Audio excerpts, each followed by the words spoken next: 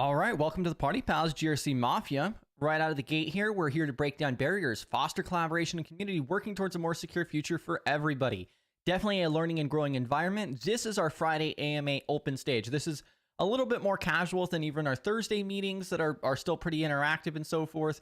If you guys have any particular questions or resources that you guys are working on, what are you guys' weekly wins and so forth? Everybody is encouraged to come up on stage if you would like to. You do not have to. But that is definitely an option. You can come join the conversation directly. You do not have to turn on your video if you choose not to. You could just run mic only if you prefer.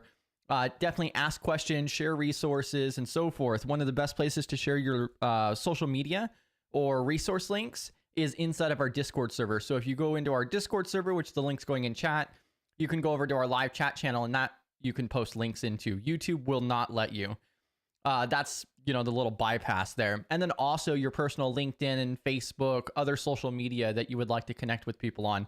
We also have a socials and intros channel as well, which is a great spot to introduce yourself, especially if you're new to the community and you just want to throw your profiles out there and, give us a little bit about yourself and where your goals are. PBO in chat, B-Dubs is in chat, Cam's popping in, GRC Mafia. And yeah, one of the biggest things is just don't share anything that you don't want to be public. This is live on the internet. If you happen to slip up, reach out to me on Discord, LinkedIn, or contact@studygrc.org. And worst case scenario, I'll just talk about NIST for this period of time. If you guys are not familiar, B-Dubs also has a cybersecurity GRC related blog every single Monday. And the CISSP study group, which is 100% free. It's available on YouTube on the playlist, and both of those links are also going in chat as well. And then I'm putting my phone in Do Not Disturb. It usually turns on automatically. And then also PBO's in chat, so you guys should check out PBO as well. Oh, come on, PBO. Did you just misspell the 53? Hey, as far as I'm concerned, the 53, NIST is NIST. Whether we talk about the 53 or CSF, it's NIST. PBO goes live every single Tuesday at 9 p.m. Eastern time, and his channel is also in the chat there. And then, of course, we have our website, which one of the highlights there is our resources page, which is also going in chat as well. And then let me go ahead and pull this up here. We'll go ahead and change this around. But yeah, what are your guys' weekly wins? What are you guys working on, studying? Anything in particular that stands out? PBO. I feel like PBO is going to come up and, start throwing hands.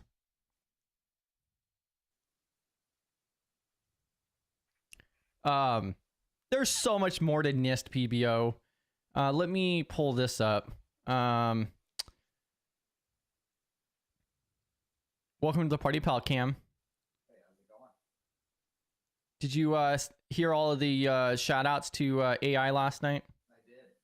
Yeah, I did. Definitely like to hear some of that. The AI governance. I think your audio is really low, Cam. Is it? Okay.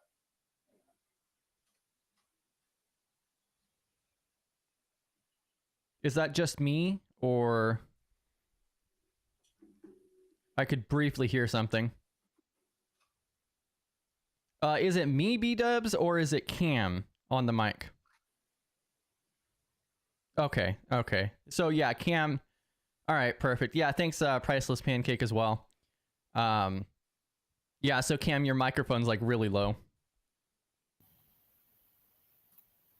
But one of the things I was going to showcase is this is the resources page that I dropped in chat a moment ago. And this is by far not all of the NIST resources. But what we're trying to do is there's also a submission right here, a resource submission. So if you have resources that you guys want to add to this, the best way to do that is to either drop it in Discord or submit it through this form here.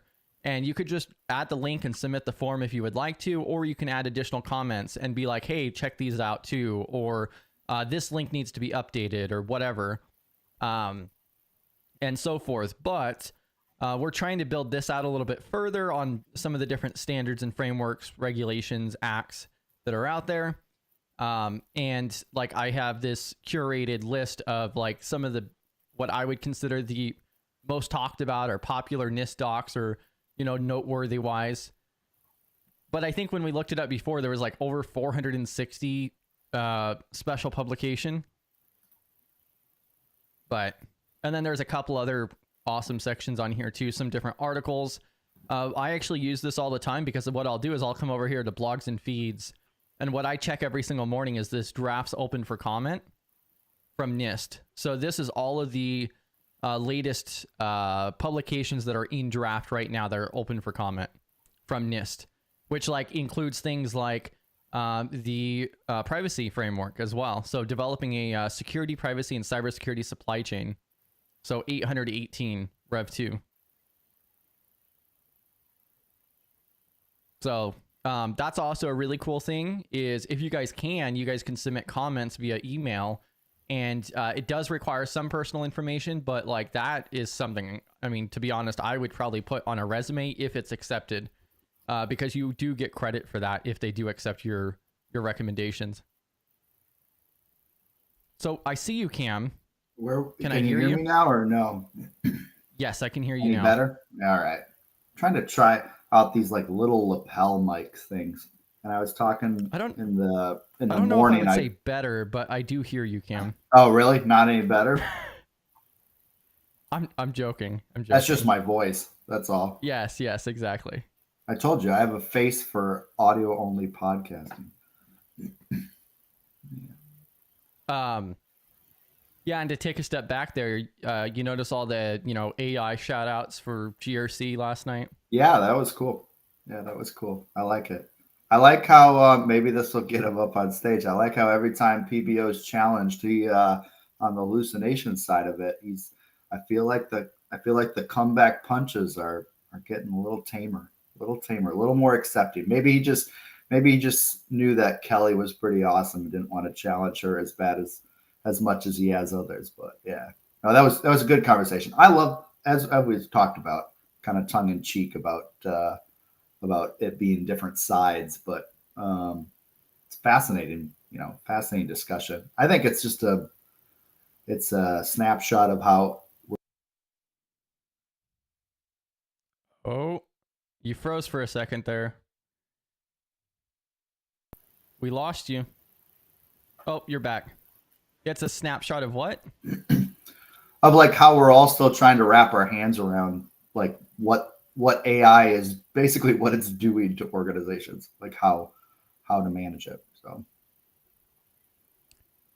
yeah, and also like Brexy mentions that like my audio was low last night. If you guys ever have any issues with that, like just let me know, because I always have to screw with it. I will be converting over to Apple here in the near future, just because it's more of a seamless, I don't have to screw with settings all the time kind of thing. Windows keeps resetting things, and it's an absolute pain. Like, yeah.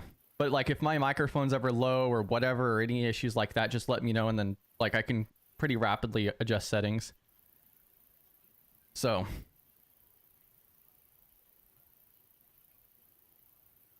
what was the was it that NIST drafts open for comment? Is that what you were showing on the screen previous when I was having all my connectivity issues?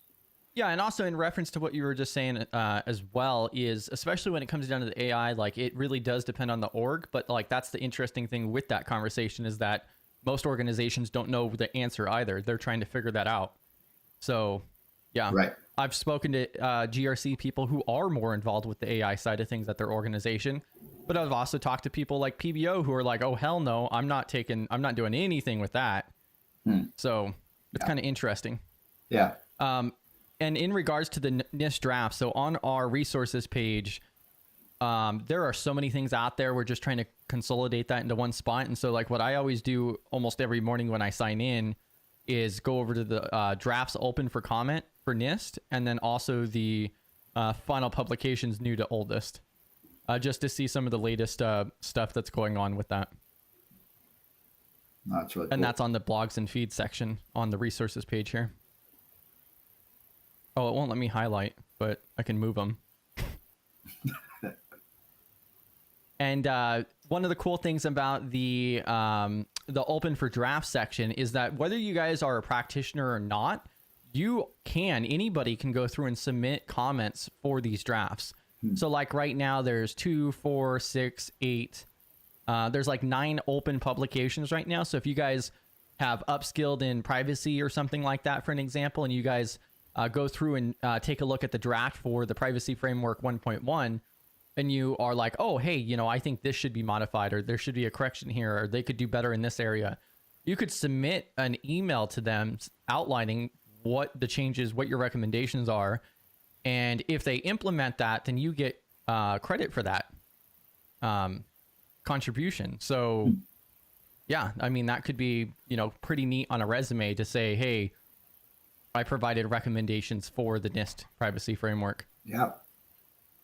So I don't think it would be easy, but I think it'd be pretty cool. I would compare that to like a CVE on the hacker side of things, but for GRC. Sure.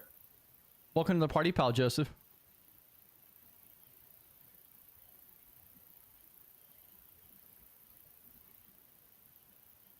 I think PBO did. Yeah, I believe PBO did do a session on the NIST AI framework as well. I'll go ahead and pull that up and drop it in chat too.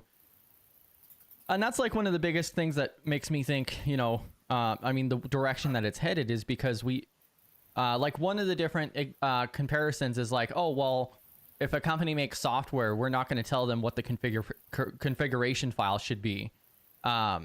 Or for a database configuration, for an example, or otherwise, in a certain circumstance. But we also don't have, like, the closest thing to a framework we have for that is STIGs.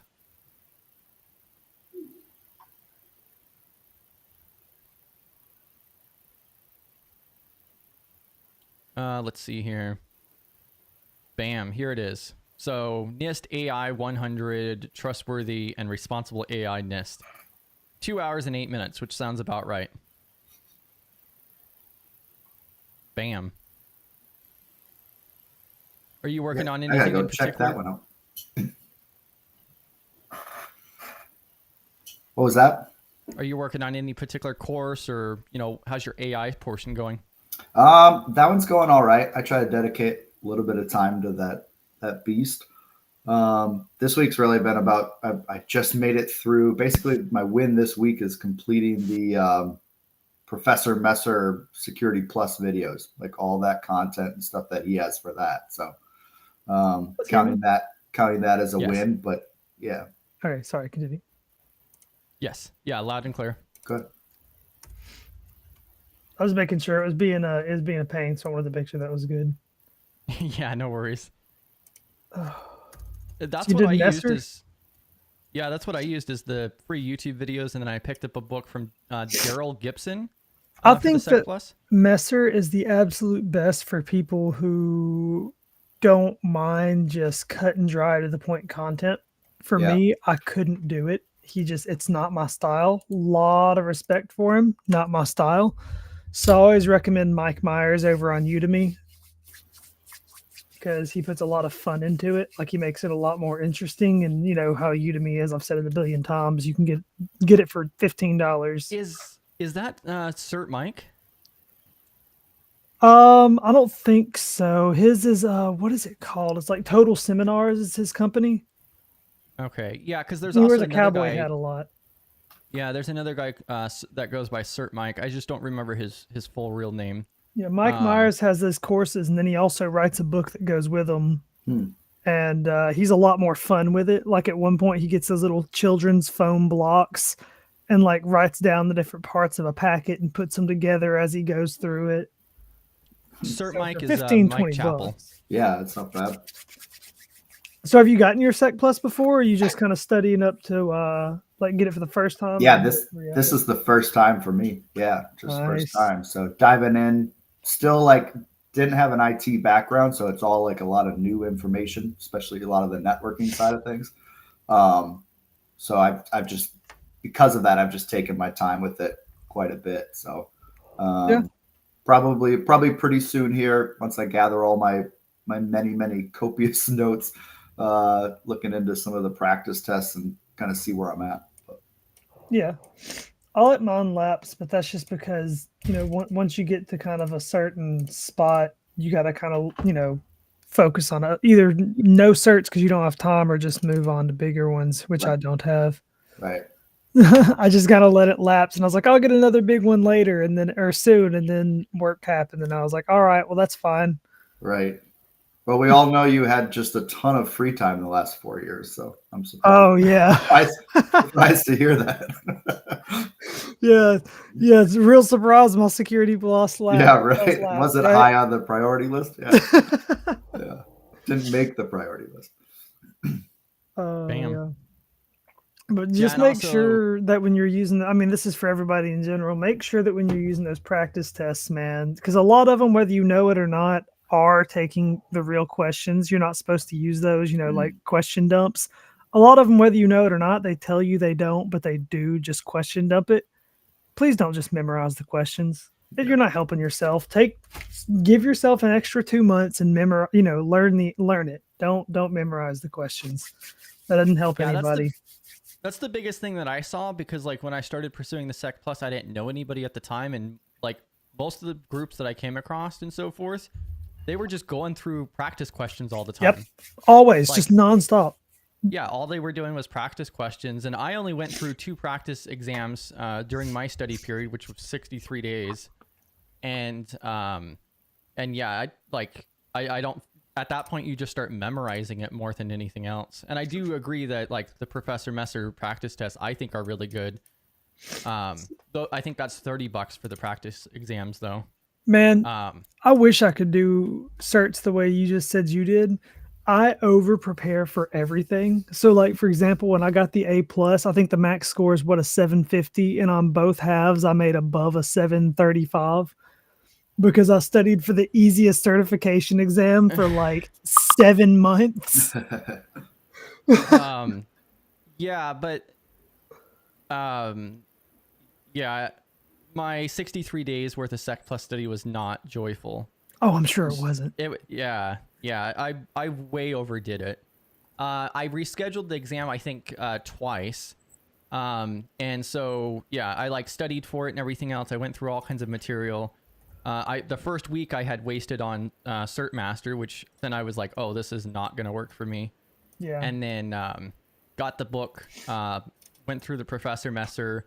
I went through Cyber also has, which Cyber like sponsors the giveaways. Mm-hmm. They have a really good Sec Plus course as well. The biggest benefit with Cyber is the fact that like he went above and beyond. Like, I don't know how many, I think it's like over like close to 30 hours worth of content. And I think he went way past, because like Professor Messer gives you like just the tip of the iceberg on the topic. Whereas like Cyber actually breaks it down and provides the visuals as well, which was really beneficial because I'm a visual learner. Yeah.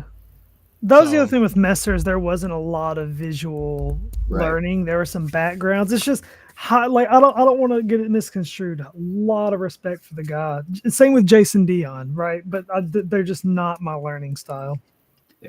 Yeah, I've used cyber.com. They have some free resources too, maybe free practice tests or 1 or 2 or something for the Sec Plus. So I've used them in tandem with it. I think I'm on like month 3 or something of study. I'm totally with you, Joseph, on like kind of lean more towards the over prepared or just over study. I just ain't got the money to do it twice, man. All right. Right. That's exactly where I'm at too. Forza. Yeah. But the other thing is too, like panic mode. So yeah, like I was in the mindset where like I literally quit my job and I was like, oh, I'll just, take out this, Sec Plus. I've done training before. How hard could it be? Mm-hmm. And then I'll go get a job and everything else and whatnot. And then like that first week when I went after the Cert Master, then I was like, whoa, wait, this is not what I thought. More than I expected. Yeah, exactly. Once I actually started digging into it and realizing how broad it really was, I was like, yeah, I'm screwed. So then I went into panic mode for 63 days. Yeah. That's funny. Yeah, that's kind of where I started too. I was like, I'm just gonna dive into this. I've taken kind of long form study courses and exams before, and just kind of bang this out in a couple of weeks, right? And I was like, oh, you naive little baby. Yeah, no kidding. Right now, my next thing I want to get is the CMMC RPA. I'm already in RP. For some reason, I'm not showing up on the marketplace yet. But I was going to stop at the RP just because the RPA is $1,000, and they ended up reimbursing me my $600 for the RP. But I was like, they were also like, we're really glad, taking the initiative is awesome, but we don't think we're going to become an RPO. So we're still going to cover this because that's awesome because you're one of 3 people on our CMMC team. And now it sounds like the lead of the team has convinced them to maybe start becoming an RPO, all because I went out of my way to get a certificate that I wanted to get just for myself. And you have to have that certificate as one person in your company to Look at you to assigning get it. yourself more Right. responsibilities. Well, it's not that. The thing is, my responsibilities are going to be the same for now, but I want to work for an RPO. That's the goal anyways. And so now I've made myself an asset because if they get rid of me, they can no longer be an RPO until someone else gets these certifications. Yeah. And welcome to the party, pal, Steph, as well. Yeah, Thanks hey, for hopping Steph. up. How's Hello. it going? No concert today? Not today.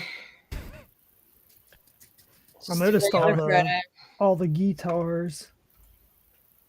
Yeah. Is that a I find it mandolin? surprising. I didn't think that I would meet so many different people in the space that also played like instruments and so forth. I don't play anything at all.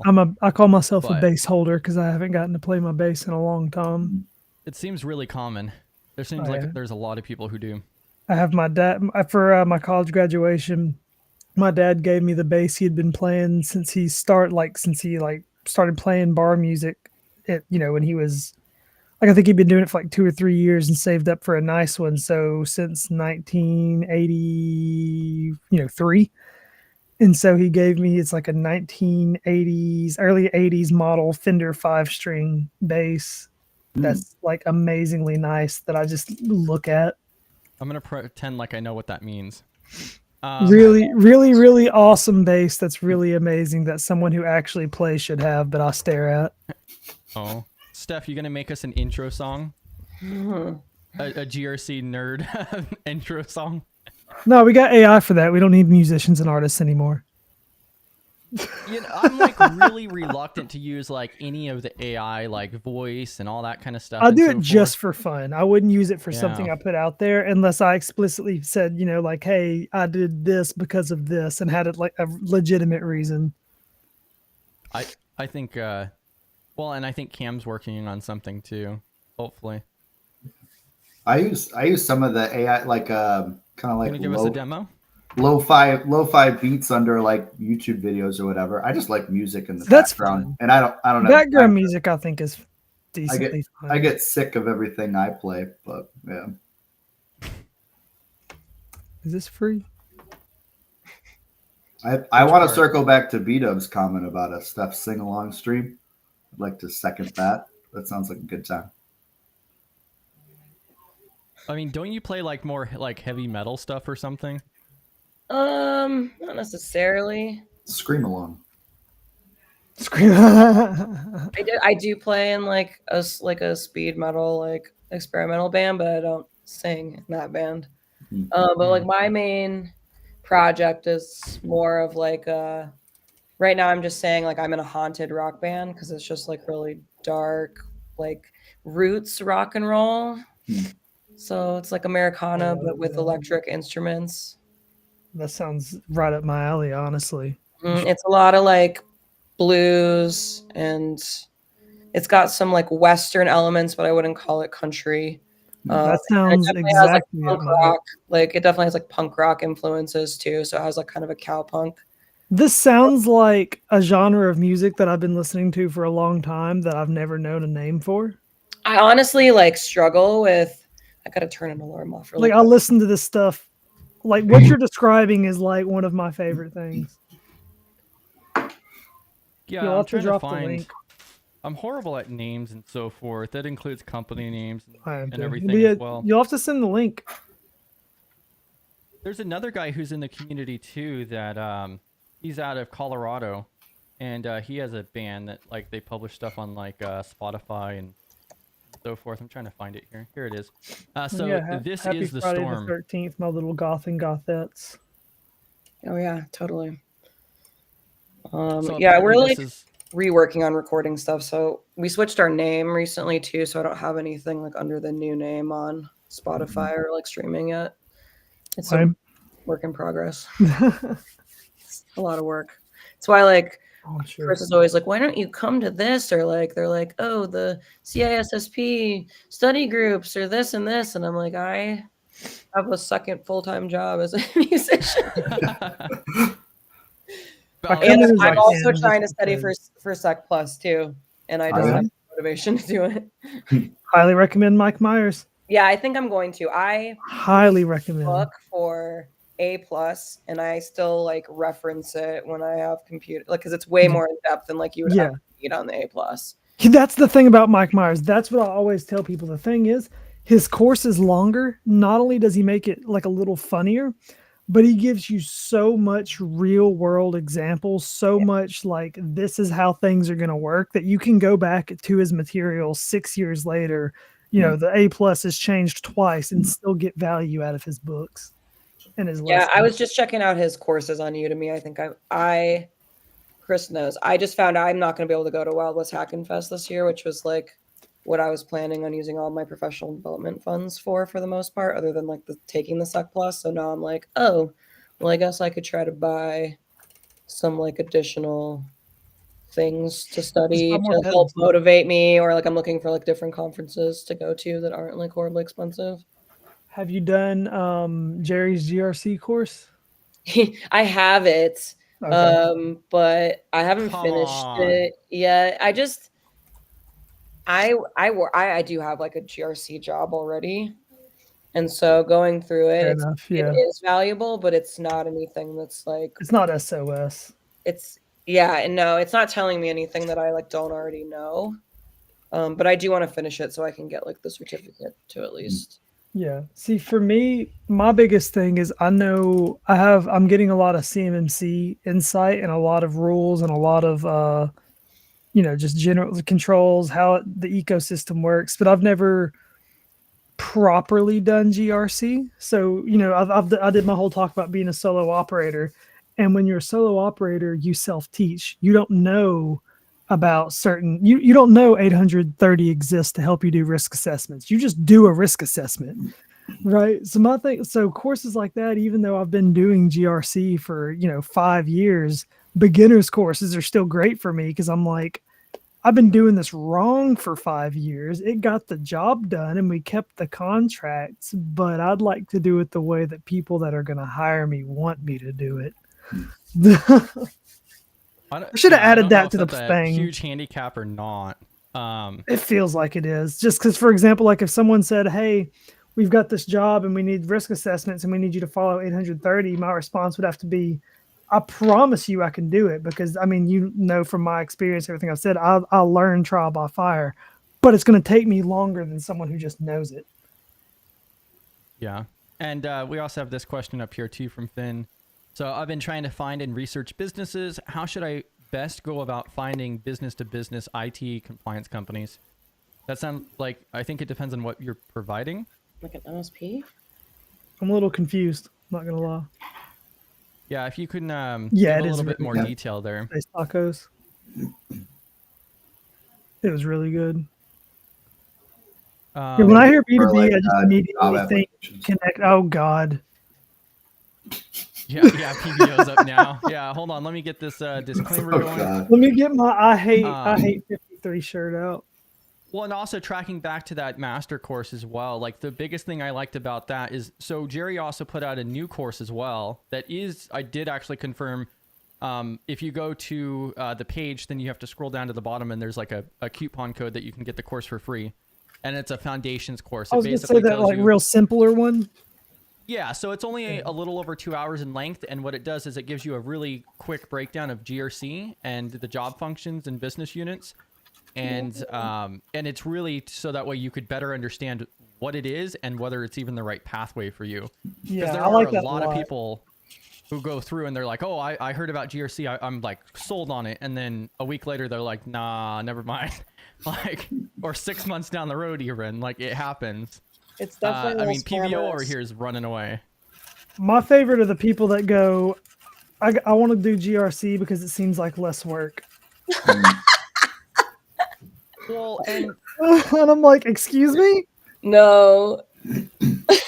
yeah, and I'll have to find the article again. There was an article I read recently that was outlining on the fact that basically calling people out saying that GRC is less technical and therefore you should go GRC if you're less technical. If anything, you should be, more technical. Like you're being the translator in between. Like Almost like you should have GRC engineering skills. Facts, but yeah, there's not like a dead set limit. Like it's not like you could just go in and not be able to turn on a computer. Like, and there's not too much technical that you could have. Like, it's crazy. Well, I mean, I think the basic takeaway is like you have to know how something works in order to secure it. So exactly. Thank you. Like you can't not have any technical skills. I was just saying this last night. So actually, like, this is really interesting. And Chris will feel this because he lives in a rural place too. There's actually somebody locally. Her and her husband work in the security field where I live, and then my coworker, who's our IT technician, like we just started an in-person security group in freaking Livingston, Montana. And there was and another guy that works in IT at Murdoch's. And I'm just like, I can't believe there's just many people locally that we were able to do an in-person meetup with 5 people that live in the small town. Like now we're talking about doing a Montana chapter where we have sometimes virtual meetings and try to get people from other towns. Cause if you're not familiar, it's the 4th biggest state. So you drive a long way to go anywhere. Mm-hmm. See, I live in a really hours of driving in other cities. So I live in a super rural area too, but I also live right next to Huntsville, Alabama, and I still can't find anyone. I have to travel an hour and a half to for anything. Yeah. So yeah. We were just talking last night about the technical part of that there's no, I was there's no entry level security jobs. You can't really just go to get be I'm going to go into cybersecurity with no background at all. Thank you. Because I think I even said it in my chat. And if I didn't, I definitely said it in every other presentation I've ever given to groups like this, which is where you don't stop. It's the college students and high school students. I tell them this all the time. Stop expecting a cybersecurity job out of college. Unless you are exceptionally lucky, I was very lucky. Same. Unless you are exceptionally lucky or exceptionally skilled, you are starting in help desk because you cannot protect what you don't understand. Period. Well, that's where I started, and I moved laterally. Well, I started doing everything. Something I don't understand is I've met people who worked help desk while they went to school. And I think that was a much better situation for them because then they had that experience going out of college. Yeah, I don't. It kind of breaks my head a little bit to think that they don't do that. Then you're more prepared going into it. But yeah, I think in large part I would agree. That just kills me every time. My nephew, they have a cybersecurity program in their high school now. First off, that's amazing. It's all offensive cyber, so he keeps asking me for help with his homework, and I keep having to tell him that I can't because I don't understand it. I'm not a red teamer. I was like, if you ever have any questions about auditing, let me know. But yeah, so that's what I told him too. I told him, hey man, just rip the Band-Aid off right now. You're going to go to college for this. And even with all of these skills from high school, there's a good chance you are starting in help desk. Well, and I also wanted to circle back to this before we go back to the business to business question, because they did add context to that. Yes. But yeah, so Space Tacos mentioned, less technical part is why they went GRC path, which I think is definitely fair too. I think, but also I was originally positioning on the blue teaming side and so forth, and I don't feel like that was difficult to prep for from a technical standpoint. So for a SOC level 1 or otherwise, now you're going to be working crazy hours. There's all kinds of different excuses around that. But if you want to, it doesn't make sense to me why, I want to work in SOC. I want to go on the information security side, the cybersecurity end, but I'm going to start in GRC because it's less technical. Yeah, that's weird. Yeah. Yeah, that was something like, honestly, the whole like less technical part of it was what initially drew me into GRC, because I didn't have an IT, background or history, but to go into it and be like, I'm never going to touch the technical aspect of it seems odd at best. I enjoy it because it's stuff that I can do where there's correlation or transferable skills of things I've done in the past, like auditing, like record keeping, documentation, while learning the technical side of it. Granted, I'm not in a GRC position, but just in the learning of it, like it's allowing me to learn like the different facets. As we've all talked about, GRC is so vast that it kind of helps you like figure out within that. Yeah. I think it suits my background better because I also am not like, I'm like 3 years into a career change. So like I was an educator before, and I did work with like teaching kids using like how to use computers and computer science in middle school. And I was basically like an IT support person for my entire building because rural schools have like 1 or 2 IT people. So if you're lucky. Yeah. So that was how I was ended up like getting the job I had as help desk and then small company. So like doing it all, doing a lot of different things, boss is the CISO, and then being able to like learn on the job and being mentored and then moving into more of a specific position. But like it suits my skills well with like good soft skills because you have to be able to communicate. You are often the person who's communicating between like engineering in other departments, or like I do a lot of like questionnaires, and so it's a lot of like reading and processing information, or policy work and writing, is like all stuff that I feel good about. And I feel people I think sometimes think that GRC is going to be a good fit for them when they don't like doing those types of things. And it's a lot of reading and writing and critical thinking, and it's not always like super glamorous where you're like doing configurations all the time. Yeah, so one of Jerry's most popular videos now that he published like a couple months ago was, so you want to work in GRC in 2025. And one of the first things he says is it requires a lot of reading. If you don't like reading, it's probably not a good fit. Like I immediately messaged him and I'm like, thank you. Like, yes. See, I didn't know that coming in, and I'm not much of a reader, but I enjoy it enough that I still do it. Yeah, and I think this also all tracks back to, first, I did want to shout out Christina Paulika. It looks like she's in chat, possibly. Welcome to the party, pal. I also need to get back to that question. Yeah, the last part that I was going to mention here is like Space Tacos. I was looking for it, mentioning that like I'm not 800 years old like her. Space Tacos is not 800 years old either. Yeah, exactly. Yeah, and just like everybody else here on the panel too, adding their takeaways is, this goes to show that there's not a one set pathway either. There's not a roadmap. Everybody has their own variables and background and so forth. And that's what makes it so difficult, is because it's not one size fits all. Right. See, for me, it's the exact opposite of kind of what everyone else is saying. I came into GRC as an extremely technical person. Like I had done a little bit of red teaming in high school, just with like family and stuff like that, messing with them. I had done loaded Linux. I was the lead programmer on our robotics team. I was really focused on IT, and then I came in and I was like, this documentation stuff looks pretty cool. Were you the 12-year-old running like Arch? Yeah, basically. And that's funny because now I don't know Linux at all. But it's like riding a bike. Man, it's so funny. You mentioned that you were at IT at a rural school. I'll never forget when I bypassed their proxy, their blocks on websites by just adding an S to HTTP because they had only blocked the non-protected or non-secure protocol version. Facts. That was pretty funny. And tracking back to this one too. I got that. Do what? I said I got the answer. Oh, do you? Yeah, so what they followed that up with is like a company who does compliance for other companies. I got the answer. RPO for CMMC, for example. Or CPAO for the big example. That's what it. Go to FedRAMP and look at the 3PLs. The list of the big dogs out there. It's like 50 of them. Yeah, if you want to do CMMC, it's a C3PAO. But I think for standard, it's just a 3PAO, right? Yeah. 3PLs, and they doing everything. They doing CMMC, FISMA.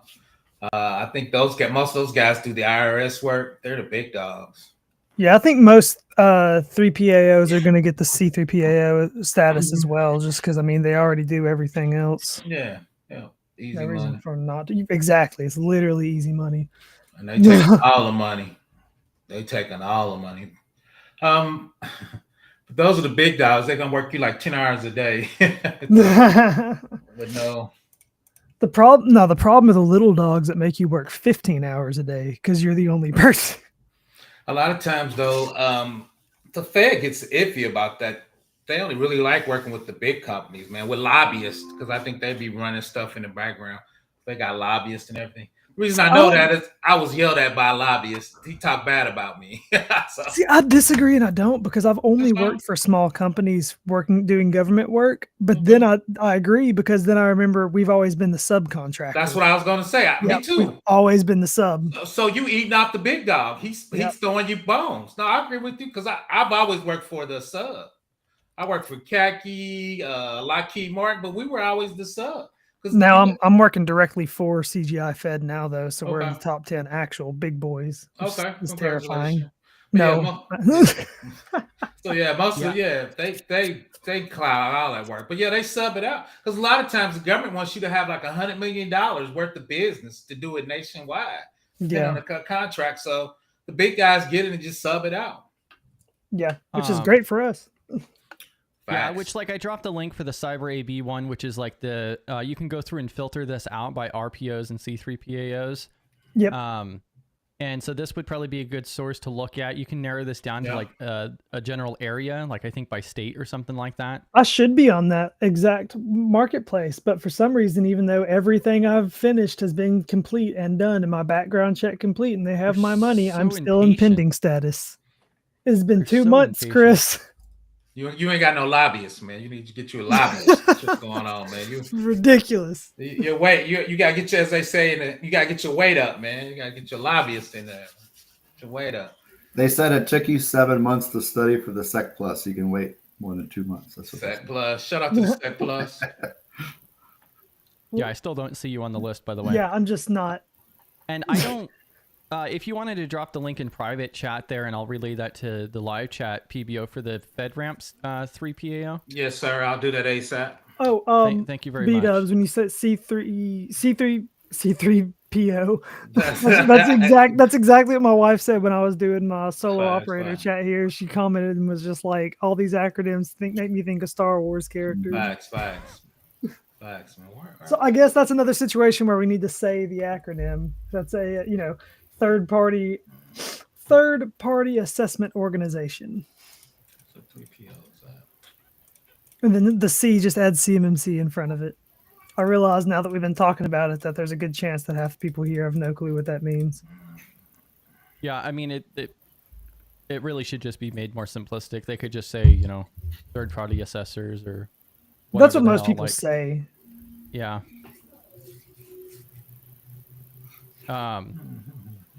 But yeah, did you guys have any other input on that in particular? It sounds like you're trying to find places so dedicated to the subject. Job hunting has been difficult. So you're kind of looking at like going off of that list and then applying and so forth.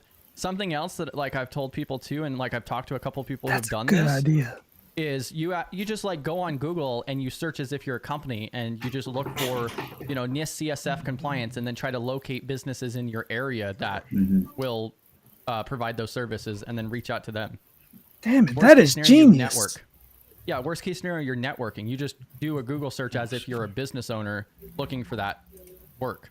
So, yeah, you've mentioned that before. That was like light bulb moment, eye opening. Yeah, I did that with I just did NIST 853 because I was reading through all that and no job yet, but added to my local network by like two or three different contacts at local businesses. So, which is awesome. That is awesome. 53 is a big lift. Nobody wants to deal with 53 unless they have to. That's incorrect. That's incorrect. Put it in the chat, Chris. I'm slow. It's in the chat. Just scroll down. You got to scroll down to see them, but those are all the big dogs. got to get your background checked. They heavy on the background, and I think they're doing the SF85P, which means they really digging into your background. For what is it?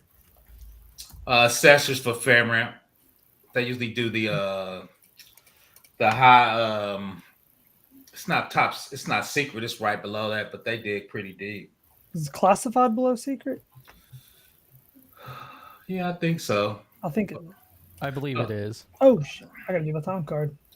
They just kind of trust us here, which is really interesting. Right. They're like, you have to have your time card done by like 3:00, and it's like, well, I don't get off work till 5, and they're like, well, just put down what you think you're going to do. And I'm like, I mean, okay, I'm not gonna lie, but that's a little Show the 3PLs, Chris. Yeah, I'll pull that up too. Yeah, so the last link that I dropped was the FedRAMP one that PBO just shared. And let me go ahead and pull this up on screen for you as well. Jen, if you have any questions specifically about CMMC and that kind of stuff, let me know. I can do my best. Obviously, these beautiful people here are going to be better for GRC stuff in general. But if you are curious about the government side of some of those companies, I think administration pushing back. Some of those are female-owned companies, so they enjoy hiring females. So shout out to the females. What? In technology? Facts. It's so rare. So yeah. It's been freaking awesome, man. Every boss I've had has been a woman. Facts. Me too. Yeah, and if you look at the chart and so forth, like it's on the uphill climb. What could you tell me what the hell this means, PBO, on impact level? Is that like what baselines you're running off of, or? Yeah, it is. It is. Just Google. Yeah, those are standard ones.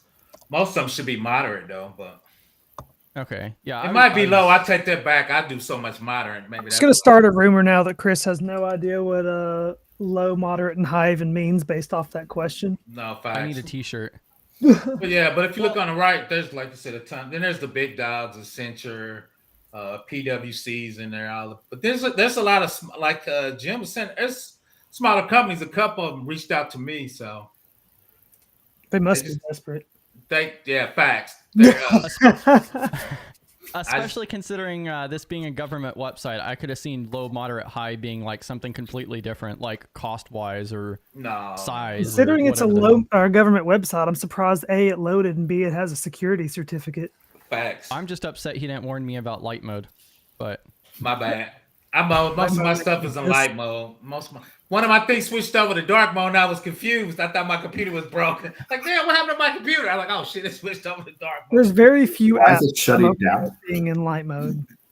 Yeah, facts. But once again, there's a lot of 3PL. If you go on Indeed, most of them are always hiring, to be honest. So they're looking for super certain qualifications, like you're a NIST guy or CMMC guy. A lot of times they want you to have the CMC certifications for that, and read the job descriptions pretty well, because there's a lot that I'm seeing that look like they're supposed to be almost entry level, maybe intermediate level, and they're like experience with HIPAA and SOX and 853 and ISO 27001. I'm like, this is not entry level. But it is for them. I think that's the disconnect. For those people coming in, for them, 3 or 5 years, you're doing entry level work. Because they got practice managers and VP. So for them, they want you to have some experience. So that is entry level work for them. But not for the people trying to apply. Oh, facts. 100%. Not for the ones that matters. No, it is disconnect. Yeah. That's why a lot of times you see people complain. It's like entry level, but they want you to have 5 years of experience. It's like, dude, that's not going to happen. Sorry, guys. Or you're like PBO with 20 years and they want you to have 5 years. PBO took a couple years off, so they wasn't ageism. Did you have a question there, Steph? No. Oh, yeah. I mean, you guys can finish your conversation. No, come in, Steph. We just PBO keep talking. So I was like recently helping to do our like annual business impact analysis and looking at like all our cloud providers. Do y'all have a good solution for like getting alerts when cloud providers go down? Like yesterday, like Google Cloud went out And like I didn't even really know. Like I was having some problems with Google, but I didn't even like. I just don't have to check it all the time. Is there? Do you know like Detector RSS? might have a newsletter for major outages. I'm not Google sure. Yeah, depending on what like depending on your load balance, or if you're using something on-prem to load balance or do that. We don't have on-prem at all. I'm Are just you looking. all in the cloud? Yeah, I'm looking at just cloud providers. So like Oh. alerts for, yeah, I know. So alerts for like Google Cloud and AWS specifically, because those are the two that if one of them goes down, it's going to like domino effect the rest of the applications that we're using. So I couldn't do this, and I don't know if you or someone on your team could do this, but it sounds like there should be some kind of API you could plug in and build something to do that for you. Yeah, I wonder if I could do that. Oh, you can do it. It's easy. It's easy. Or down, like I said, Down Detector might have like an emergency alert, like email. I think you have to pay for it. They have a business like page that you can go to, but I think they make you pay. They do. To get fair enough. Great alerts. service. I'm just not paying for it. I wonder if there's a free service out there. I'm sure I know, that's what I was wondering. I was wondering if you guys knew of anything. I can look into it on my own, but Joseph, you're literally a GRC engineer here. Like, I'm sure you could, spin something up, and right? Yeah, the part of GRC engineering that I don't understand. Yeah, just the programming side. Yeah, the programming side of it, the side that I can. So in college, I had 4-5 programming classes because they didn't have like an actual cybersecurity degree, so I was just doing information systems. And funnily enough, every class was basically just, please cheat through my class. I don't want to teach. And the guy also just absolutely hated me because in one of the first classes, I corrected him.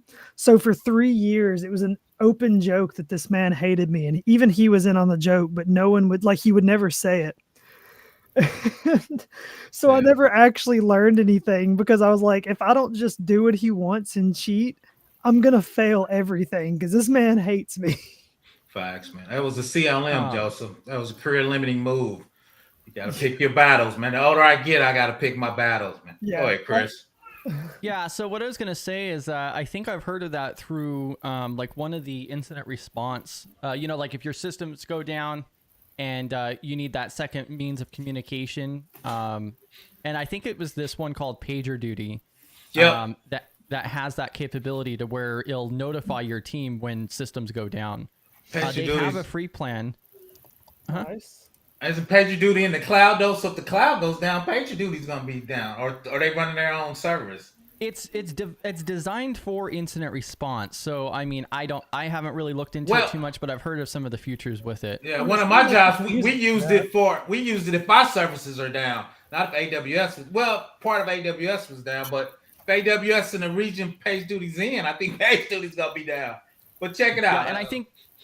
And there's other services that are out there too that are designed for incident response communications that might have those features too. So like I would probably look around that route. But I there was one website that I saw years ago that had that function where you could add websites and it would notify you or otherwise, or changes to a web page.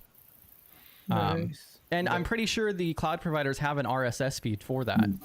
Yeah, I was just looking that up. Yeah. It's really it's really those infrastructure as a service that like everybody uses that I want to know. And I have a goal. I'm about to start our like annual third-party vendor review. And one of the things I want to do is map out our critical, like our tier 1 vendors and like see who their cloud providers, like their major cloud provider is, so that we'll know that like if Google Cloud has an issue, then the likelihood that these applications are going to have an issue.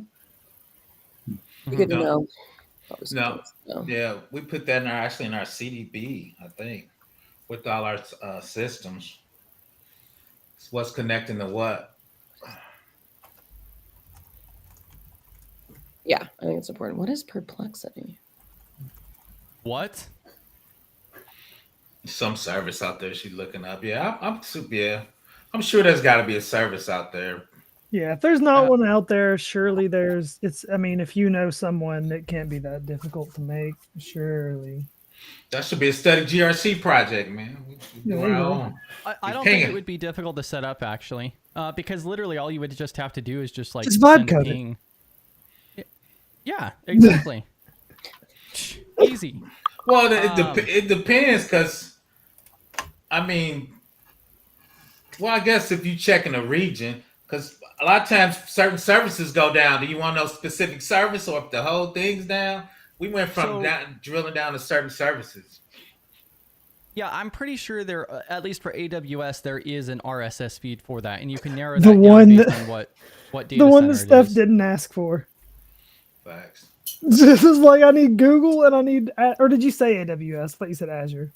No, AWS. Oh, good. I was about to say that would be so unfortunate. I should do Azure too now. We have the company that we I'm an acquired Azure is person. they I'm host in Azure right now. Well, and I started so in AWS, but I've been in Azure for so long, I don't even remember AWS hardly. I'm actually going to post this question over there in the cyber Discord server, because that's 100% AWS. Christoph would 100% know immediately what services are available for that. So I'll post that in Discord when I get a response to that. And then, yeah, Perplexity is a really cool like search engine thing. I've used it off and on, but like I don't pay for it anymore just because like the 3 pro searches a day is more than enough. I don't really use it that much, but it can be kind of useful, just as a search engine AI kind of thing. Okay, I just have to be careful with what I use AI for in my. Yeah. Anytime I do, even when I'm just doing simple searches, when I'm like learning base knowledge, I still stick within our company Copilot. Just better safe than sorry. We have an internal AI, but it still sucks. So I'm waiting for that to get a little better. Yeah. I like Perplexity just because it provides sources. Honestly, I'll do a search on Perplexity and then just follow kind of the source trail because it'll pop. I was looking up something earlier this morning, and I think it gave me like 18 sources or whatever for the thing I was asking for, and could kind of track down each page that way. But Well, That's and also, another like, thing I love about the AI is when it gives you all of its sources. yeah, that's 90% of what I use it for is for sources. Yeah. Like, yeah, that's the big key benefit with it. Unless it, hallucinates and gives you a incorrect link of some sort. That has happened to me. I had one recently. I was trying to get. So what I'm doing is I'm working on our security approved software inventory list, and so there's a bunch of stuff I have to look up, and I just couldn't find anything about this company. So I was like, okay, show me their privacy policy. So it gave me like 2 links to their privacy policy, and one of them was just like it was a website that didn't even exist. Like it was just did not. Period. Gave me the right one too, but the other one, like if you didn't actually check it and just copied the link and said, here's the policy, it just didn't exist. Yeah, I think at least for AWS, I think Christoph over in Cyber would have a really good option for that. Cool. I'm looking at the health dashboard, and there's like a trillion different things you can subscribe to. I'm like, good. Oh, grief. Jesus. Well, and also David B mentions the cron jobs every 10 minutes or 30 minutes. I mean, that's a possibility. What I was going to mention, though, is instead of doing that, you could also, just set up an offsite, N8N automation. That's a freely open source automation platform. And you can have that also easily set up to do that as well, to check websites like every so often to see if it's up. You know what I was just thinking too? I guarantee you there's YouTube videos of people doing that exact same thing already. Or just like doing it manually or whatever too. So I guarantee if you go to YouTube and just type that, like, Jim, what are you doing over there, man? Are you cooking, man? What are you doing, man? Me? What are you? Yeah, man. You got all that back. What are you cooking, man? You want to sound All like right. you're It sounds cooking. like ice in a cup. I didn't realize my mic was that sensitive. It said you over there cooking, man. What you doing? Believe it or not, what I am doing is even stranger. I'm sanding amber. We can tell, man. Stop sanding, man. What are you over there mixing a rap? What are you doing? That's a really man? bad excuse. Dude, I have wow, I have the suppressor on my mic turned up crazy high. So that's you got to mute, I man. can't You over believe there. you heard that. Man, it was crystal clear. I'm like, what is this dude over here making an omelet? What are you doing, I got this. bro? I got this. Steph, what service was it? The serverless that you were talking about, or Steph, what you monitoring? The serverless? Which one? Which services are you trying to monitor? Mostly like AWS, probably like West and East regions, and Yeah, she's looking at the whole region. She's not drilling down to a specific service. probably not. No, probably not, because I'd really just want to know if I don't even know. I have to look into it further. I just would like to have a heads up when like certain like AWS and Google Cloud are experiencing like general issues, so that I'm like, oh, we need to maybe like watch out to see if like our application's going to be affected, or if any of our other like integrations or services are going to be affected. Are any of our internal services going to be affected? Because we're 100% cloud. So I've always loved being 100% cloud. I love it. You can kind of be like a proactive reactivity, but like yeah, right, like right it's on mostly it. Yeah. just like knowing, right? And I like it would be I'm tempted to even just pay the whatever like $7 a month for down detector to. Sure. I mean, if it's I the mean, easiest or- option, yeah. $7 a They're having month. problems. Yeah. Facts. To me, it's like one of those we Ugh. talk about providing value, like to coming from the GRC department to be like aware, part of that monitoring. I mean, honestly, even no matter what the size of your business, I feel like something that good for $7 a month, you should be able to get enough buy-in for that. Yeah, I'll talk to I was gonna. I looked into it a teeny bit yesterday. I thought I would just ask. I haven't like looked into it a lot, but yeah, I sent that question, and then his first response is they have a status page which is only sometimes accurate. I can absolutely say that it sounds like that hasn't changed in 5 years, because that was when I used AWS and it was awful. Down Detector was better than their actual service. I was wondering about that too. If it's like the actual company's site, what's the delay in them notifying people? But it is funny because we had an application that we use, and it was experiencing issues. And yesterday somebody was like, we're experiencing issues with this, but their status page says it's fine. And I look at the status page, and in that like 1 minute that they have reported it, the status page has been updated to that they're having a major outage on their webpage. And I was like, oh, you just checked it too soon. Like you're just too on top of it. All right, so I'm going to drop this link. And so he said that one of the best options is to go through that health notifications. And then you could just select what services you want to get email notification for. Okay. And he dropped this doc for me as well. Nice. That goes through there. He said that's really the most like reliable is what it looks like. Cool. Okay. So, and then that's all still within the AWS. So. I wonder if we already have this. I should ask our lead engineer if we already have this set up. You mean break down silos and collaborate? What? I do it all the time. I bother the hell out of that guy.